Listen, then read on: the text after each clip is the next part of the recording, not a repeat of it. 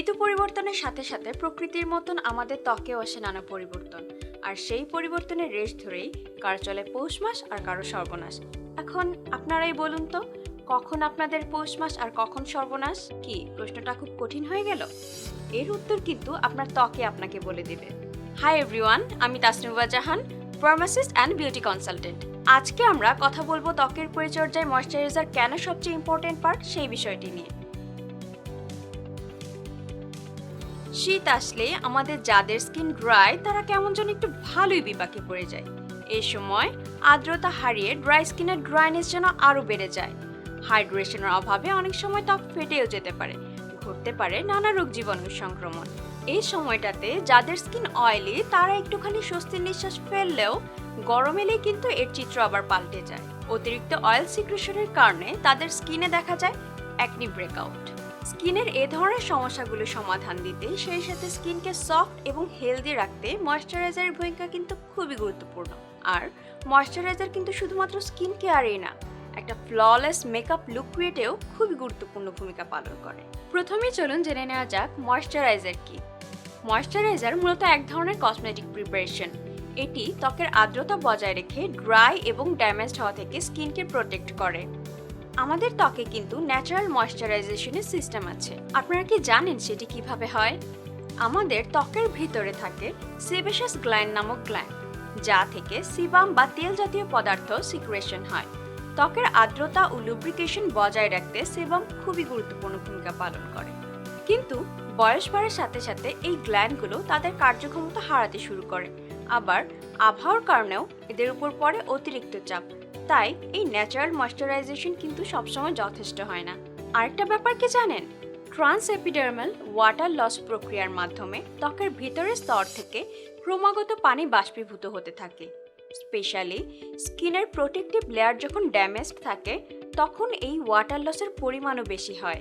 Weather চেঞ্জের সাথে সাথেও ওয়াটার লসের প্রক্রিয়াটিও কিন্তু আবার ট্রিগার্ড হয়। সেক্ষেত্রে ক্রমাগত ত্বকের আর্দ্রতা হারাতে থাকে। এক্ষেত্রে তাহলে ময়েশ্চারাইজারের ভূমিকা কি? ময়েশ্চারাইজার ত্বকের আর্দ্রতা ফিরিয়ে দিয়ে ত্বকের উপরিভাগে একটা লেয়ার তৈরির মাধ্যমে ওয়াটার লসকে কন্ট্রোল করে এবং ত্বকের আর্দ্রতাকে বজায় রাখতে সাহায্য করে। হাতের 5 আঙ্গুল যেমন সমান নয়, তেমনি সবার স্কিন টাইপও কিন্তু সেম না। কারো স্কিন যেমন ড্রাই, কারো স্কিন অয়েলি, আবার কারো স্কিনের কিছু পোর্শন ড্রাই, আবার কিছু পোর্শন অয়েলি। স্কিনের নানা ধরন অনুযায়ী স্কিনের সমস্যাগুলোও কিন্তু একটু ডিফারেন্ট। যেমন যাদের স্কিন একটু ড্রাই, ময়েশ্চারাইজেশনের অভাবে পরবর্তীতে তা একজিমা, সোরিয়াসিসের রূপ নিতে পারে। আবার যাদের স্কিন একটু বেশি অয়েলি, তাদের ক্ষেত্রে কমন প্রবলেম হলো অ্যাকনি ব্রেকআউট। এই ধরনের সমস্যাগুলি সমাধানে স্কিনে ময়েশ্চারের ব্যালেন্স মেনটেন করা কিন্তু খুবই জরুরি। কিন্তু সেক্ষেত্রে আবার প্রশ্ন আসে, একই ময়েশ্চারাইজার কি সব স্কিনের জন্য সমানভাবে কাজ করে? উত্তরটা হলো না। এজন্যই ডিফারেন্ট স্কিন টাইপের উপর ভিত্তি করে ডিফারেন্ট ময়েশ্চারাইজার পাওয়া যায়। আমার বন্ধুটি যে ময়েশ্চারাইজার ব্যবহার করে উপকার পেয়েছে, সেই একই ময়েশ্চারাইজার যে আমার স্কিনেও সমানভাবে কাজ করবে তা কিন্তু নাও হতে পারে। সেক্ষেত্রে আমাকে বুঝতে হবে আমার স্কিন টাইপ। মনে করি আমার বন্ধুর স্কিন ড্রাই আর আমার স্কিন অয়েলি। তাহলে আমার বন্ধুটি যে ময়েশ্চারাইজার ব্যবহার করবে সেটি হলো ক্রিম বেসড থিক ময়েশ্চারাইজার, যা ত্বকের গভীরে আর্দ্রতা পৌঁছে দিতে সাহায্য করবে। আবার অয়েলি স্কিনে ব্যবহার করব light weight water based moisturiser, যা হাইড্রেশন ধরে রাখবে কিন্তু পোরসকে ক্লগ করবে না। এখন আমাদের অয়েলি স্কিনে যদি ড্রাই স্কিনের উপযোগী ময়েশ্চারাইজারটি ব্যবহার করি, সেক্ষেত্রে কি হবে? সেক্ষেত্রে ড্রাই স্কিনের উপযোগী ময়েশ্চারাইজারটি আমাদের স্কিনের পোরসকে ক্লগ করে ফেলবে এবং অ্যাকনি ব্রেকআউটকে ট্রিগার করবে। তাই সবার আগে বুঝে নিতে হবে আমাদের স্কিনের ধরন এবং সে অনুযায়ী বেছে নিতে হবে সুইটেবল ময়েশ্চারাইজারটি। তাহলে এবার আসি আমরা ময়েশ্চারাইজারটি কিভাবে সিলেক্ট করব। প্রথমে আসি ড্রাই স্কিনের ব্যাপারে। ড্রাই স্কিনের জন্য উপযোগী ময়েশ্চারাইজারগুলোতে এমোলিয়েন্ট এবং অক্লুসিভের পরিমাণ বেশি থাকে। এমোলিয়েন্ট ত্বককে রাখে সফট এবং নারিশড। বহুল ব্যবহৃত কিছু এমোলিয়েন্ট হলো lanolin, shea butter, cocoa butter এবং মিনারেল অয়েল। অক্লুসিভ হলো ময়েশ্চারাইজারের খুবই গুরুত্বপূর্ণ উপাদান, যা ত্বকের উপরিভাগে একটা লেয়ার তৈরির মাধ্যমে ভেতরের ময়েশ্চারকে লক করে রাখে। পেট্রোলিয়াম জেলি, সিলিকন, ডাইমিথিকন, ওয়েক্সেস, অয়েলস এগুলো হলো কমন কিছু অক্লুসিভস। এই উপাদানগুলো স্কিনকে ডিপার লেভেল থেকে ময়েশ্চারাইজ করে, এর ফলে ওয়াটার লসের পরিমাণ কম হয় এবং স্কিন থাকে সফট এবং সাপল। অক্লুসিভ বলতে আপনাদের নিশ্চয় নন অক্লুসিভ টার্মটা মাথায় এসেছে। নন অক্লুসিভ ইনগ্রেডিয়েন্ট সাধারণত ইউজ হয় অয়েলি স্কিনের জন্য সুইটেবল ময়েশ্চারাইজারগুলোতে, যা পোরসকে ক্লগ করে না। এখন আসি, অয়েলি স্কিনের জন্য কি আদৌ কোনো ময়েশ্চারাইজারের দরকার আছে? আমাদের মাঝে অনেকেই মনে করে থাকি অয়েলি স্কিনের ক্ষেত্রে আলাদাভাবে ময়েশ্চারাইজার ব্যবহারের কোনো প্রয়োজন নেই। সেক্ষেত্রে আমরা হয়তো যুক্তি দেখাই, এমনিতেই তো প্রচুর অয়েল সিক্রেট হচ্ছে, এখানে আবার আলাদাভাবে ময়েশ্চারাইজার অ্যাপ্লাই করার কি দরকার? কিন্তু না, ব্যাপারটা অনেকটা তেলা মাথায় তেল দেওয়ার মতো হয়ে গেল না? এখন তেলা মাথায় তেল দিন আর না দিন, অয়েলি স্কিনেও কিন্তু ময়েশ্চারাইজার ঠিকই ব্যবহার করতে হবে। অয়েলি স্কিনের ক্ষেত্রে স্কিন যখন অতিরিক্ত সিবাম প্রডিউস করে, তখন সেই এক্সেস অয়েলটাকে রিমুভ করার জন্য আমরা হয়তো বারবার মুখ ধুই। বারবার মুখ ধোয়ার ফলে সেবাসিয়াস গ্ল্যান্ড মনে করে স্কিনে হয়তো ময়েশ্চারের ঘাটতি দেখা দিয়েছে। তখন সেটা কম্পেনসেট করার জন্য গ্ল্যান্ড তখন আরও বেশি সেবাম প্রডিউস করতে থাকে, এর ফলে মুখ আরও তেলতেলে লাগে।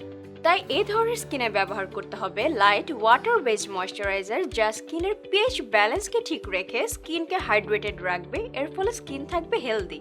এই ধরনের ময়েশ্চারাইজারের কি ইনগ্রেডিয়েন্ট হলো হিউমেকটেন, যা এনভায়রনমেন্ট এবং ত্বকের অন্য স্তর থেকে পানিকে অ্যাবজর্ব করে এবং পানিকে ত্বকের উপর ধরে রাখতে সাহায্য করে। এরকম কিছু হিউমেকটেন্ট হলো glycerin, hyaluronic acid, propylene glycol এবং বিউটাইলিন গ্লাইকল। বয়স বাড়ার সাথে সাথে আমাদের যাদের স্কিন অয়েলি, অনেক সময় দেখা যায় তাদের মাঝে কারো কারো ওভারঅল স্কিনের বায়োলজিক্যাল কিছু চেঞ্জ আসতে শুরু করে। দেখা যায় স্কিনের টি জোন থাকে অয়েলি অ্যান্ড আদার এরিয়া থাকে ড্রাই। এই ধরনের স্কিনকে বলা হয় কম্বিনেশন স্কিন। এই ধরনের স্কিনে কিন্তু এক টাইপের ময়েশ্চারাইজার ইউজ করলে সেক্ষেত্রে তা পুরোপুরিভাবে স্কিনের জন্য কাজ করবে না। এক্ষেত্রে টি জোনে দিতে হবে জেল টাইপ ময়েশ্চারাইজার এবং আদার এরিয়াতে দিতে হবে ক্রিম বেসড ময়েশ্চারাইজার। আবার কোনো কোনো ক্ষেত্রে দেখা যায় কিছু কিছু স্পেসিফিক ইনগ্রেডিয়েন্টসের এগেনস্টে স্কিনের রিয়াকশন দেখা যায়। এই ধরনের স্কিনকে আমরা বলি সেনসিটিভ স্কিন। তাই প্রোডাক্ট ব্যবহারের পূর্বে প্যাচ টেস্ট করে দেখতে হবে সেটা স্কিনের জন্য উপযোগী কিনা। এছাড়াও বিশেষ কিছু উপাদান যেমন fragrance, essential oil, harsh exfoliating agent যেমন alpha hydroxy acid, beta hydroxy acid এবং ডিফারেন্ট কাইন্ডস অফ অ্যালকোহল সমৃদ্ধ প্রোডাক্ট সেনসিটিভ স্কিনের জন্য কিন্তু অ্যাভয়েড করাই ভালো। অনেক তো হলো স্কিন কেয়ারের কথা, আমরা কি জানি একটা ফ্ললেস মেকআপ লুক ক্রিয়েটেও কিন্তু ময়েশ্চারাইজার খুবই গুরুত্বপূর্ণ ভূমিকা পালন করে। ময়েস্ট স্কিনে মেকআপ করলে সারফেস স্ক্যাটারিংটা যেভাবে হয় বা আলো স্কিনের নিচে এসে যেভাবে ছড়ায়, ড্রাই স্কিনে মেকআপ করলে কিন্তু আলোটা ডিফারেন্ট ওয়েতে স্ক্যাটার্ড হয়। তাই সেম মেকআপই যখন দুই ধরনের স্কিনে অ্যাপ্লাই করা হবে, তখন বেসটাও কিন্তু হবে ডিফারেন্ট। আজ না হয় এ পর্যন্তই, আবারও চলে আসবো অন্য কোনো বিষয় নিয়ে কথা বলতে। ভিডিওটি ভালো লেগে থাকলে শেয়ার করতে ভুলবেন না এবং follow us on our social media pages. Till then, take care, bye by.